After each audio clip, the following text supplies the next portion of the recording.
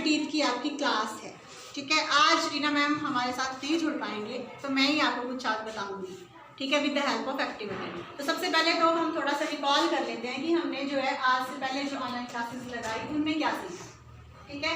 तो हमने क्या सीखा, ब्रशिंग टेक्निक्स के बारे में सीखा कि हमने अपने दांतों की क्लीनिंग कैसे करनी है। तो आपको उसमें हमने बताया कि आपने जो है वो राउंड सर्कुलर मोशन में अपने दांतों को ब्रश करना है।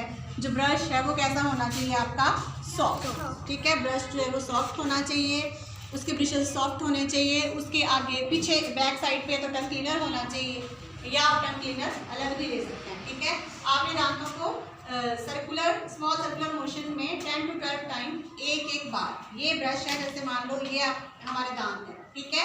तो आपने क्या सीखा था कि हमने सर्कुलर मोशन में दांतों को ब्रश करना, ठीक है। 10 to 12 टाइम आपने एक जगह पे स्ट्रोक्स लगाने हैं, ठीक है।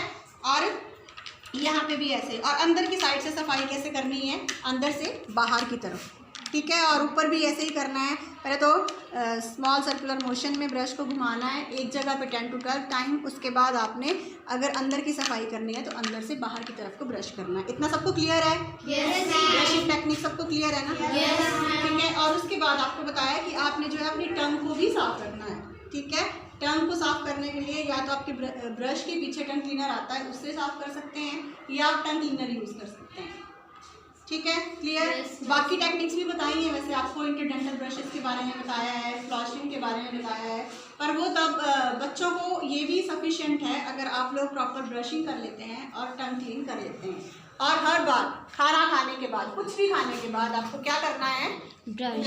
अगर ब्रश नहीं कर पाते स्कूल में तो क्या करना है,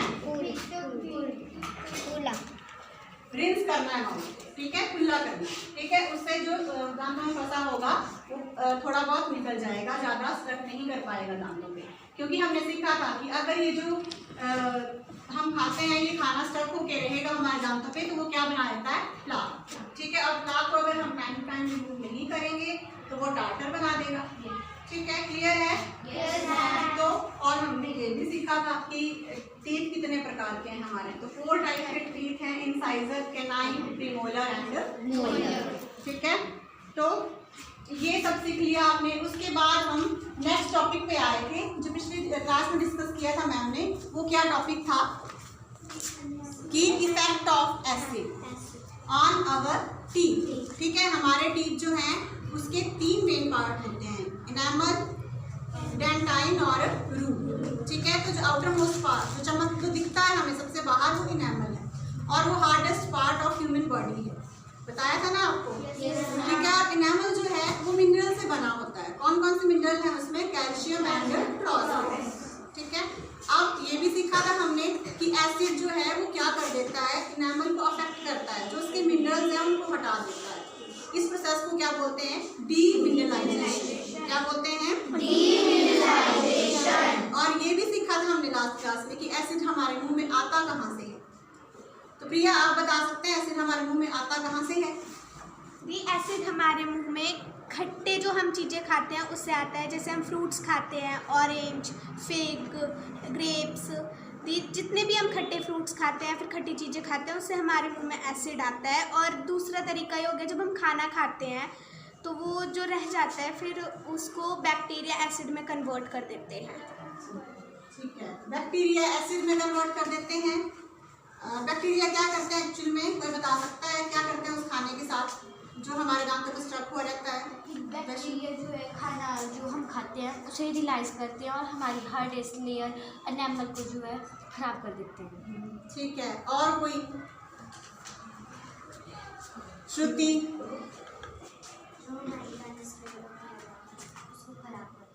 ठीक है, मेरे पूछने का मतलब था, ठीक है बैठ जाओ, कि बैक्टीरिया जो है जो खाना स्ट्रक ऑफ हुआ है हमारे दांतों के बीच में स्टिक हुआ है ऊपर दांतों के, जो भी हमने चॉकलेट खाई, कैंडीज खाई, वो क्या है, वो दांतों पे चिपक गया और उसको बैक्टीरिया खाते हैं और क्या रिलीज करते हैं, एसिड रिलीज करते हैं। जितना खाना चिपका रहेगा हमारे दांतों पे, जितनी चीज़ें चिपकी रहेंगी उतने ही बैक्टीरिया बढ़ेंगे, ठीक है।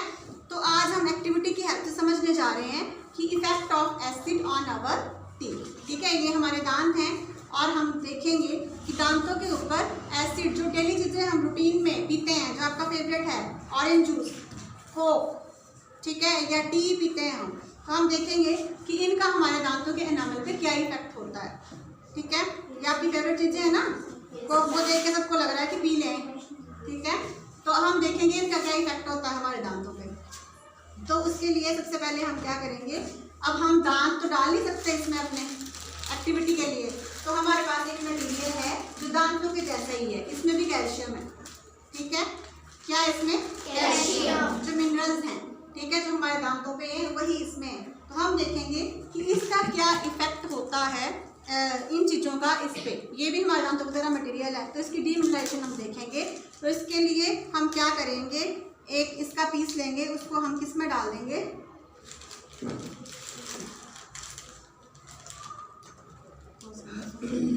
ये क्या ले रखा है हमने इसमें, क्या है, टी लिखा है मैंने इधर, कुछ और लिखा हो। ठीक है, तो इसको हमने इसमें डिप कर दिया। ठीक है, इसके बाद सेकंड ग्लास में हमने क्या ले रखा है, वाटर। ठीक है, तो एक जो ये है ये हम वाटर में डिप कर देंगे। ठीक है, उसके बाद हम लेते हैं ऑरेंज जूस। ठीक है, ये ऑरेंज जूस है ना, ऑरेंज ही है ना, इसको लेते हैं नेक्स्ट क्लास में ऑरेंज जूस।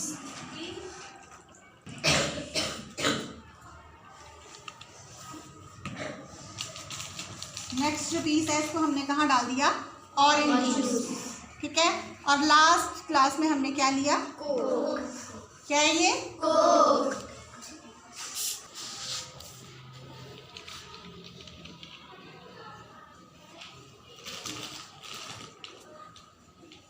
इसमें डालना है कोक।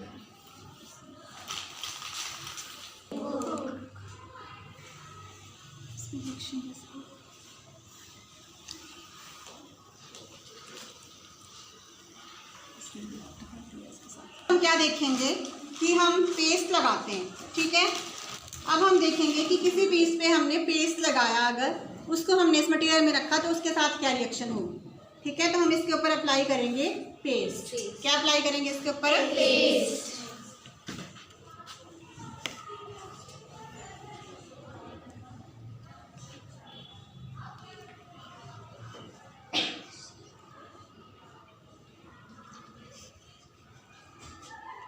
टूथपेस्ट लगा दिया इसके ऊपर, जैसे हम अपने दांतों पे अप्लाई करते हैं ना पेस्ट।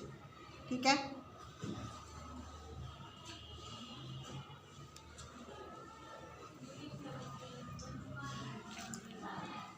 अच्छे से इसको कवर कर दिया पेस्ट। ठीक है, और इसको भी किस में डिप कर दिया, टीन। ठीक है, अब इसको भी ऑब्जर्व करेंगे हम, बाद में देखेंगे कि इसके साथ क्या होता है। तो इसको हमें जो है वो 24 आवर्स के लिए अंडर ऑब्जर्वेशन रखना है। ठीक है, हम इसको कल देखेंगे कि कल इसके साथ क्या हुआ है। ठीक है, तो यही इफेक्ट हमारे दांतों पे भी होता है इन मटेरियल्स का। ठीक है, तो 24 आवर्स के बाद कल हम इसको देखेंगे कि क्या इसका इफेक्ट होता है हमारे दांतों के ऊपर। ठीक है, दैट्स ऑल, थैंक यू। कल हमने क्या किया था, कल हमने जो है वो अलग अलग मटेरियल में जो है वो क्या डाला था, कल हमने क्रॉक पीस डाला था, जो किसकी तरह मटेरियल का बना था, हमारे दांतों की तरह मटेरियल का। ठीक है, और हमने यहाँ पे लिया क्या क्या था, कोक लिया था, वाटर लिया था, और क्या लिया था, और ऑरेंज जूस और पेस्ट। ठीक है, पेस्ट से कवर करके रॉक पीस को टी में डाला था। अब हम चेक करेंगे कि इसके रिजल्ट क्या हैं। ठीक है, तो हम 1 बाय 1 चेक करेंगे, इनके जो रॉक पीस निकालेंगे, देखेंगे कि उनके साथ जो है इन फूड मटेरियल्स का जो भी हम पीते हैं कोक और ये, इनका क्या इफेक्ट हुआ।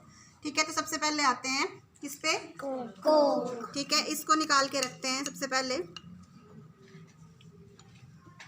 ये कोक में से रखा रॉक पीस निकाल के। ठीक है, उसके बाद वाटर पे आते हैं, सेकंड कप में हमने वाटर ले रखा है, और थर्ड में क्या है, टी। ठीक है, टी में से रॉक पीस निकाल के रखेंगे, और फोर्थ में क्या है, ऑरेंज जूस, और फिफ्थ में क्या डाला है, जिसको हमने किससे कवर करके रखा है, पेस्ट अप्लाई किया था ना कल हमने इसके ऊपर।